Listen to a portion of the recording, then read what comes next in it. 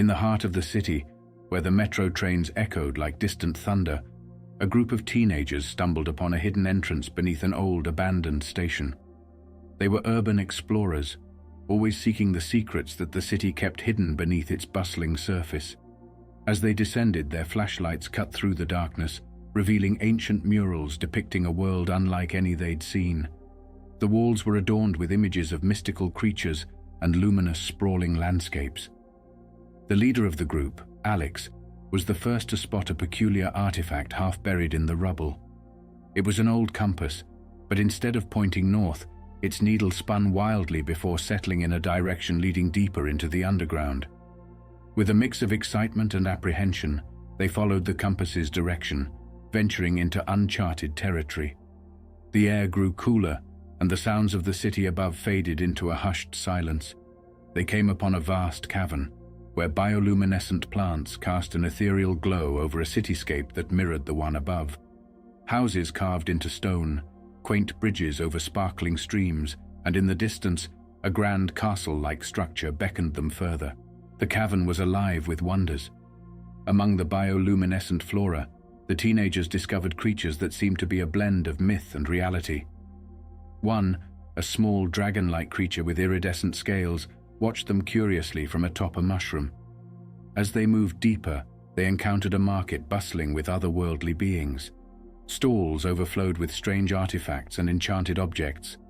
The air was filled with a symphony of unfamiliar languages and enticing aromas. In this underground realm, the teens realized they were not seen as intruders but as guests. A kindly old merchant with eyes twinkling like stars gifted them a map of the realm, whispering about a hidden treasure guarded by an ancient secret.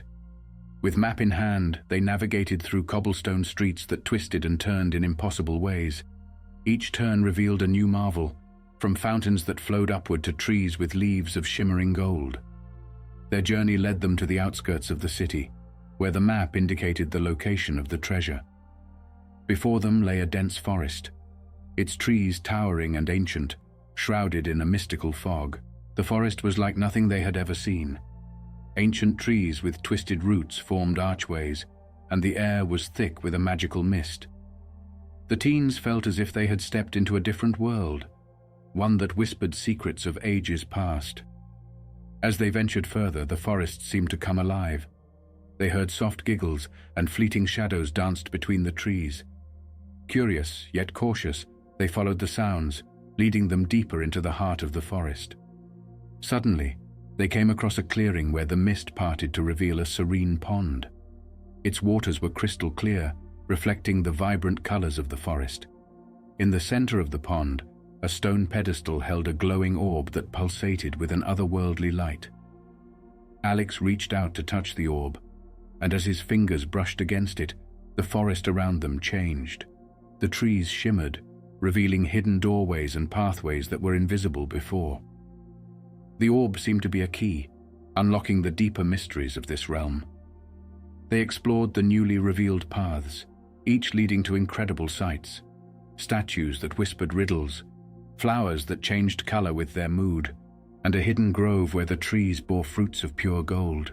The deeper they ventured into the forest, the more enchanting the mysteries became. They found a clearing where the trees seemed to form a natural amphitheater, and at its center, a stone tablet with an ancient riddle inscribed upon it. The riddle spoke of a guardian who watched over the treasure, one who could only be appeased by solving the riddle.